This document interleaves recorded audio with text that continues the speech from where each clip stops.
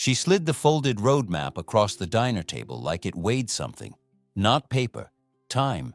"This is how you avoid becoming the man you're afraid of," she said, calm as if she were telling me the weather. "You've got 24 hours. No more, no less."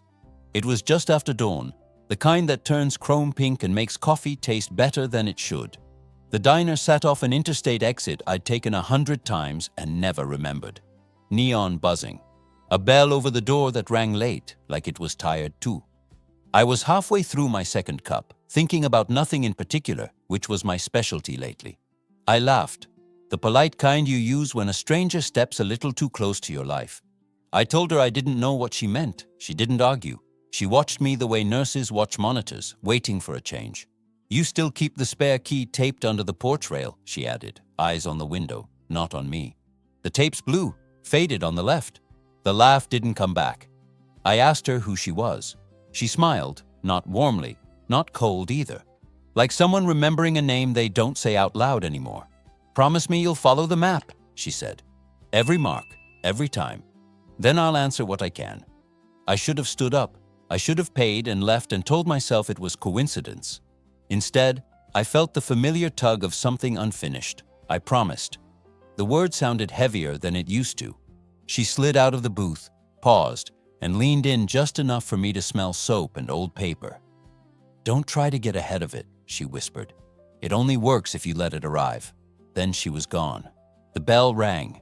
A trucker laughed too loud. Life kept going, like it hadn't noticed anything had changed. I unfolded the map in my hands. It was a state map, creased and soft, the edges worn white. But instead of routes and towns, there were times written in pencil. 6:42 a.m., 11:10 a.m., 3:55 p.m. Midnight.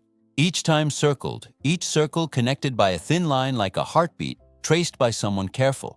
The first mark wasn't a place. It was a sentence written small, near the margin.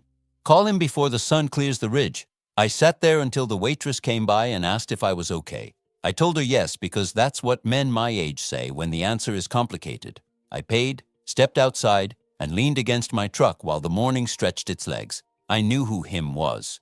I also knew exactly why I hadn't called in 3 years. Some silences feel safer than apologies. Some bridges feel easier to keep burned.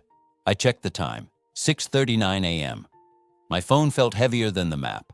I told myself I could skip this one and still see where the day went. I told myself a lot of things. At 6:41 I dialed. It rang longer than I expected.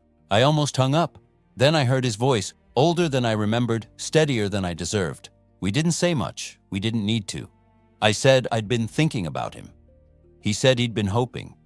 When we hung up, my hands were shaking, and the sun was clearing the ridge like it had a schedule to keep. I sat in the cab and unfolded the map again. Under the first time, a check mark had been drawn, faint, like it had been waiting. That's when the unease set in. That's when I realized this wasn't suggestion. It was choreography. The next mark was a place this time, a county hospital off Route 9. I hadn't been back since the day I learned how quiet a hallway can be. I told myself I'd just drive past. I didn't. Inside, the air smelled like disinfectant and old magazines. I stood by the vending machines because it gave my hands something to do. When I turned, a nurse looked at me, squinted, then smiled like she'd found a bookmark. "You're back," she said, then stopped herself. "I'm sorry. I thought you were someone else." I asked who. She said a name, the same name the woman at the diner had used when she paid. My stomach tightened. The nurse nodded toward the doors. She was here years ago, always had a map. I didn't ask anything else. I didn't trust my voice. Outside, the map felt warmer, like it had been sitting in the sun. Another faint checkmark had appeared. Under it, in smaller writing, a note. "You stayed." I drove without music. I thought about the way she'd looked at me in the diner, like she was measuring distance, not interest. I thought about how careful she'd been with her words. Careful, like someone who knows time is expensive. At a red light, my phone buzzed. A voicemail notification. No name, no number. Just a minute long. I didn't play it. Not yet. I had learned something already. Getting ahead ruins things. By late afternoon, the sky had that washed-out look it gets before a storm that may or may not come. I pulled into a motel parking lot with a flickering sign and a soda machine that hummed like it was telling secrets. The map said 3:55 p.m. Choose the longer way. I walked around the building instead of cutting through the gap by the ice machine. On the far side, I found a bench and sat. Someone had carved initials into the wood years ago and filled them with gum. Time leaves marks everywhere if you let it. Under the bench, taped where only habit would guide a hand, was an envelope. My name on it, my full name, the one I only use on forms and apologies. Inside was a single line in her handwriting. You're doing better than you think. I checked the time. 3:56. The sun dipped. The storm decided to wait. I sat there longer than I meant to, listening to the soda machine, feeling something loosen in my chest that I'd gotten used to carrying. When I finally stood, the map rustled. One corner was still folded tight. Midnight. A line drawn heavier than the rest. I don't know why, but I looked back at the diner exit in my mirror as I pulled onto the highway, half expecting to see her there, watching. I didn't. What I felt instead was worse and better at the same time. Expectation. If this is your first time here, and you want to know how the rest of that day unfolded, stay with me. Subscribe. Because what she gave me wasn't just a map, it was a deadline. And the hardest part was still waiting. By the time the sun slid behind the low hills, the map felt less like paper and more like a quiet authority sitting beside me. It didn't rush me. It didn't explain itself. It just waited, the way consequences do. The next time circled was 7:18 p.m. No place name, just 3 words written firm and deliberate. Don't leave early. I didn't know what that meant, which bothered me more than if I had. I pulled into a scenic overlook I'd passed 100 times and never stopped at. The kind with a wooden rail, a trash can bolted to concrete, and a plaque nobody reads anymore. I parked, turned off the engine, and waited. Wind moved through the trees like it had something to say and wasn't sure how to start. I checked the map again, then my phone. 7:12, 6 minutes to not leave early.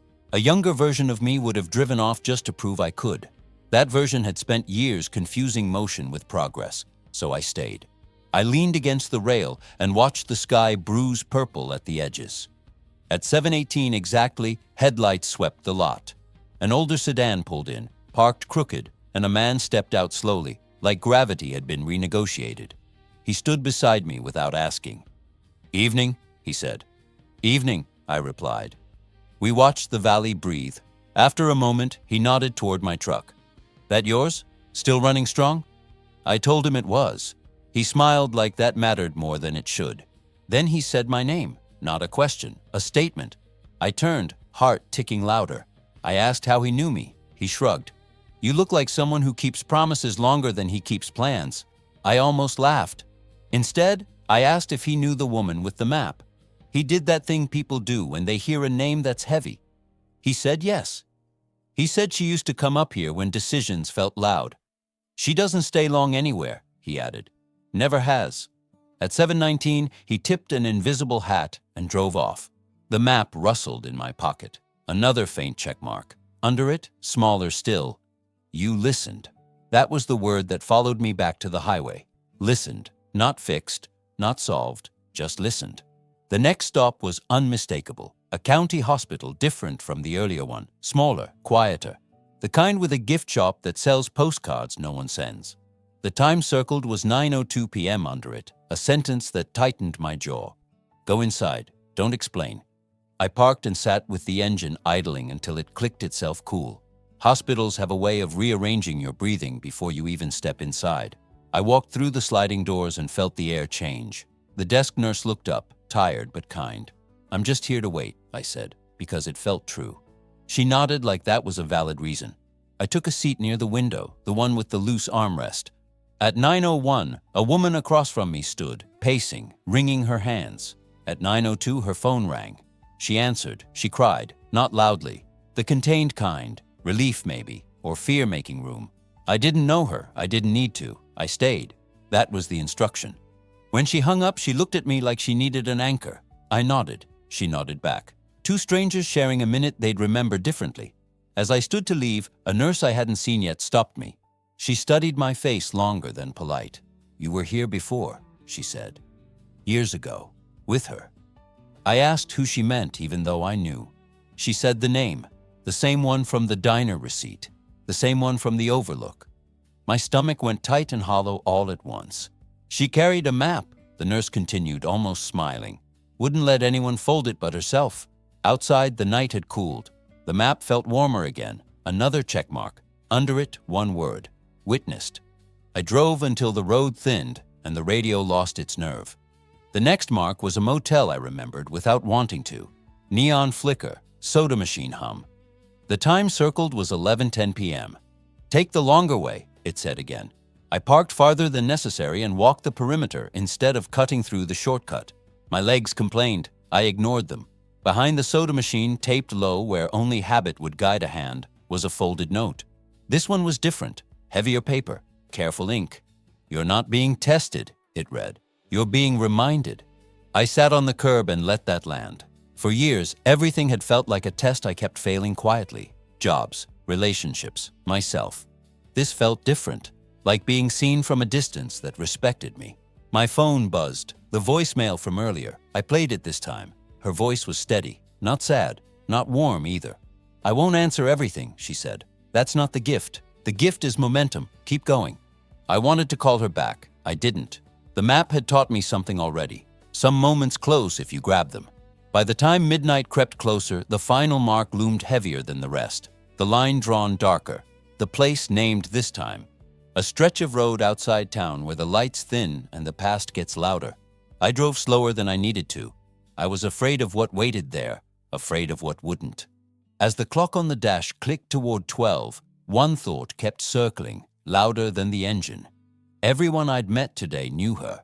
Everyone spoke like she was already halfway gone. And I realized the map wasn't leading me to answers. It was leading me to an ending I hadn't agreed to yet.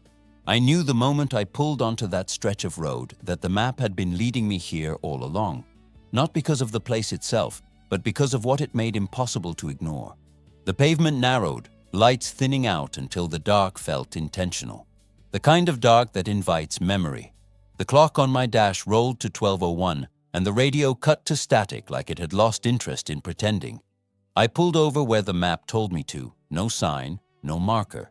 Just a gravel shoulder and a field breathing quietly beside it.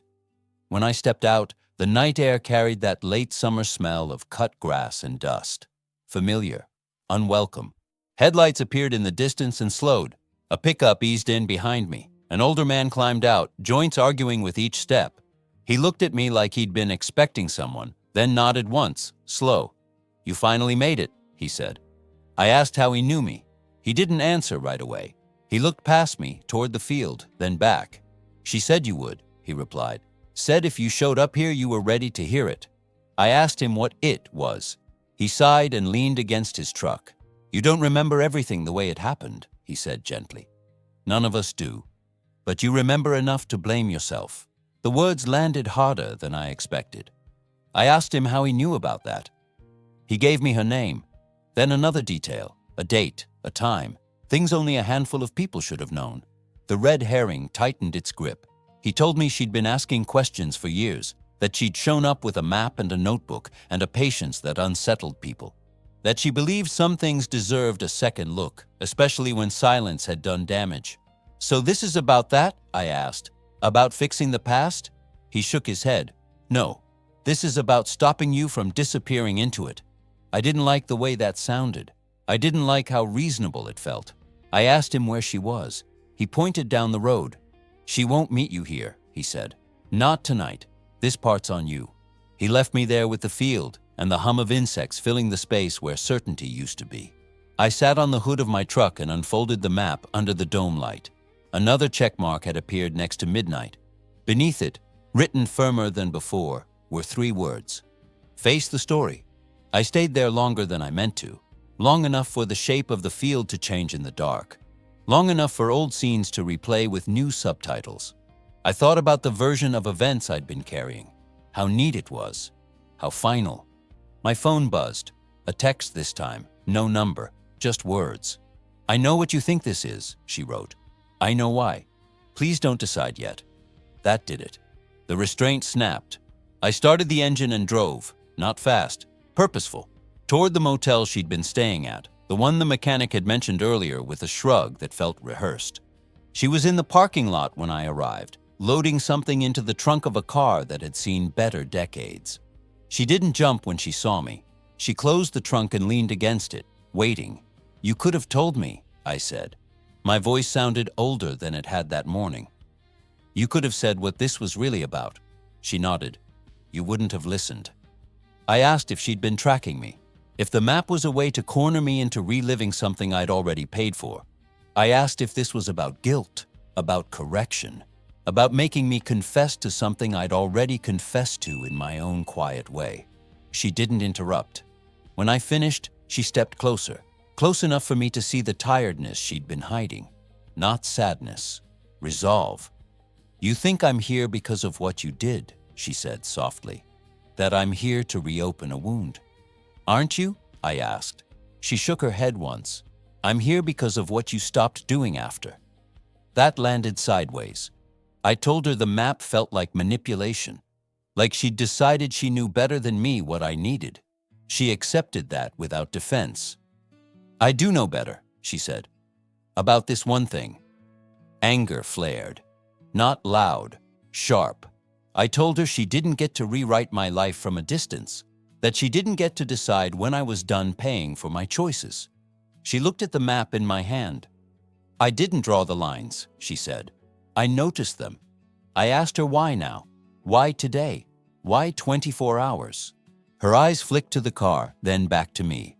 "Because momentum is easier than rescue," she replied. "And because I'm running out of time."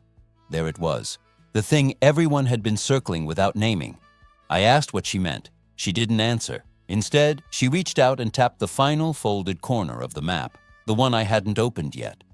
"You can stop after this," she said. "You don't owe me belief. Just finish."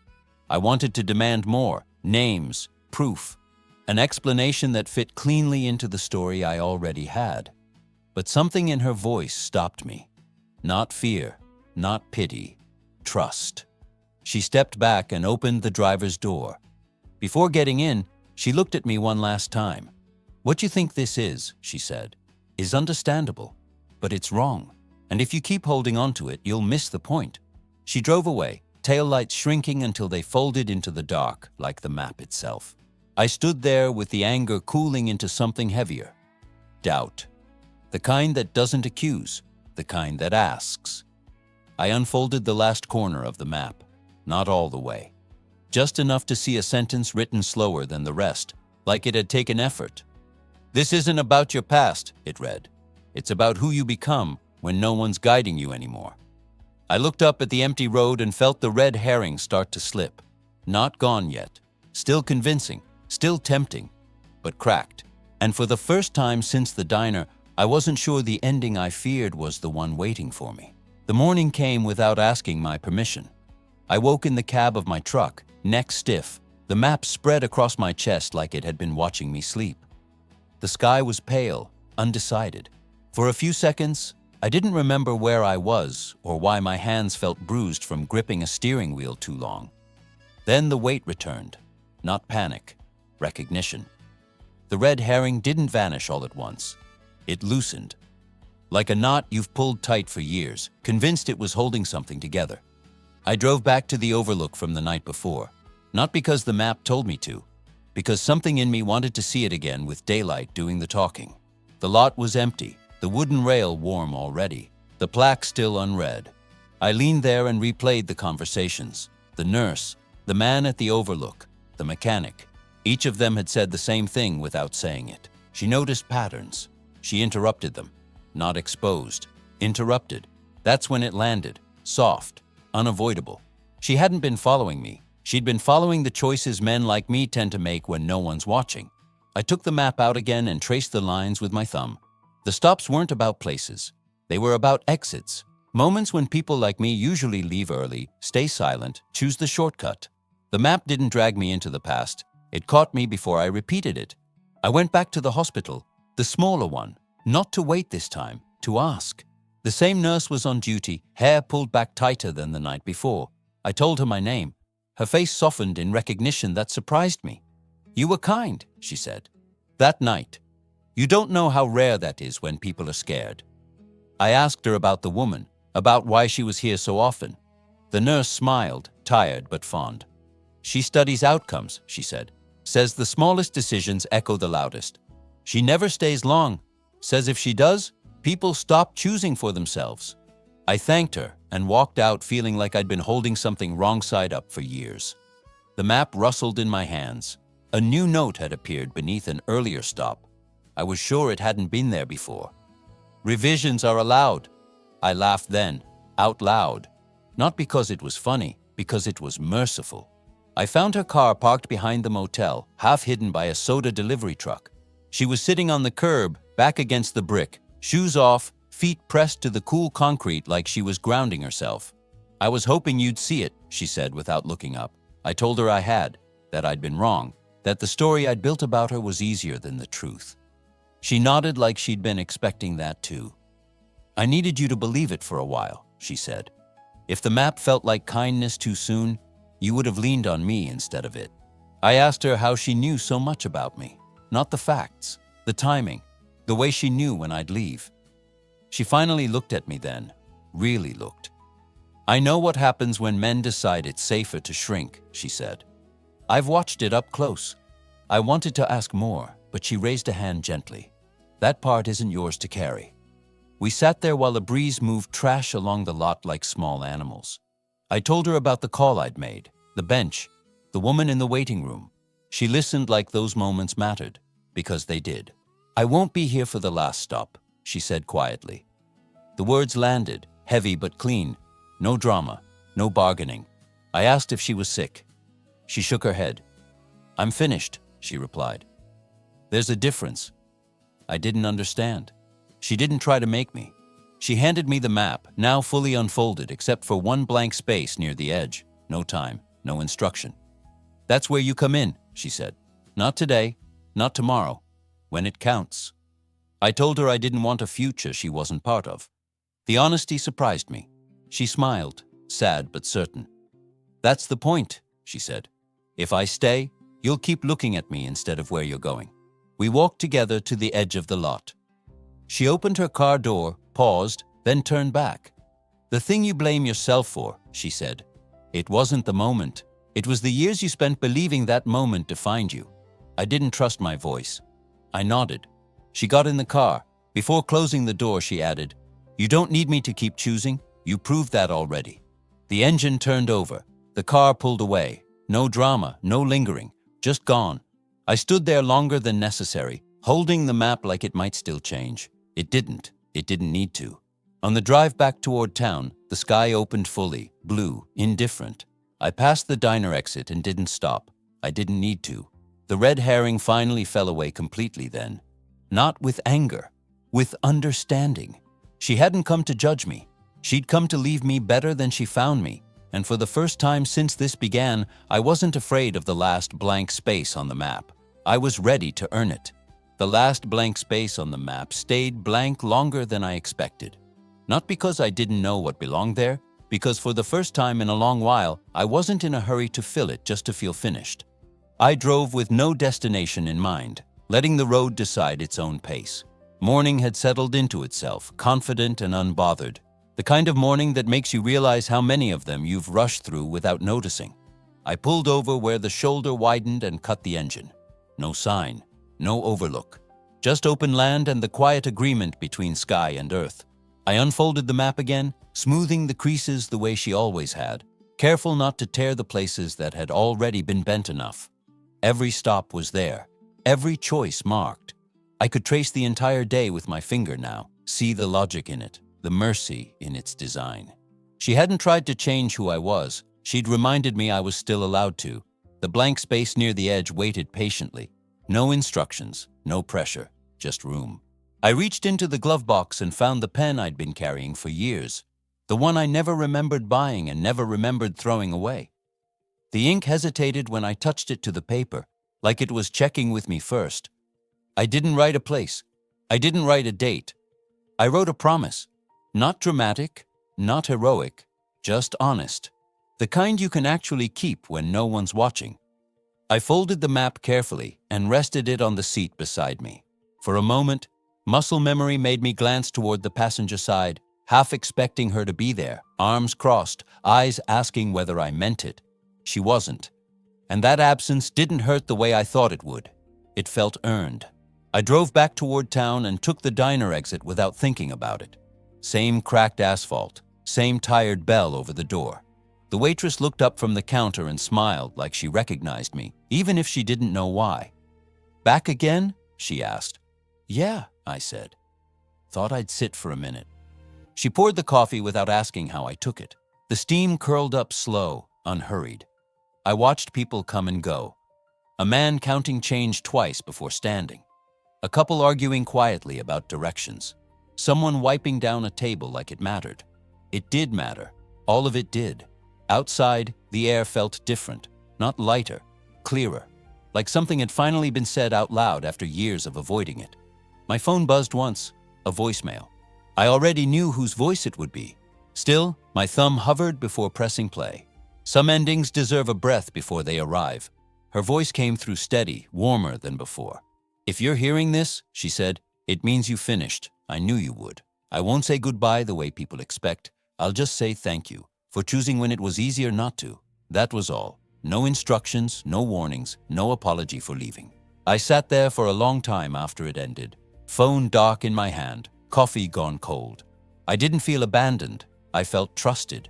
Weeks passed. Nothing miraculous happened. No music swelled. Life kept its regular appointments. Bills showed up. Mornings arrived whether I felt prepared or not. But something fundamental had shifted. I stayed when conversations got uncomfortable instead of finding polite exits. I took the longer way home when shortcuts felt familiar for the wrong reasons. I called people before silence had time to turn into a story I'd regret believing. One afternoon, I found myself standing on my own porch, staring at the loose rail. Without thinking, I checked underneath. The spare key was still there, same blue tape, faded on the left. I smiled, peeled it off, and brought the key inside. It felt like a small thing. It wasn't. The map stayed folded in the glove box after that, not as a guide, as a witness. Proof that I had once chosen differently, and could again.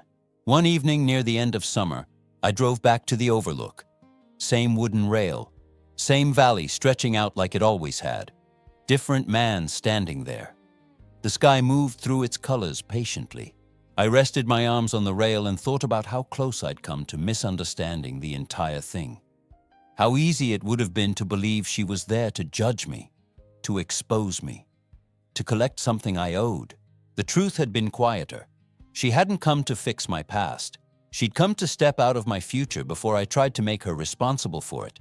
That kind of care doesn't stay to be thanked. It leaves while you're still standing on your own. I never saw her again. I don't know where she went, or how much time she had left, or whether she ever needed the map for herself. What I do know is this. At this age, most people stop believing they're allowed to change without a reason big enough to justify it. She gave me permission without asking for credit. If this story stayed with you, if one moment pressed on something you've been carrying quietly, tell me which part did that for you. And if you want more stories like this, about time, choice, and the small decisions that end up meaning everything, subscribe. Some maps don't tell you where to go. They remind you that you're still allowed to choose.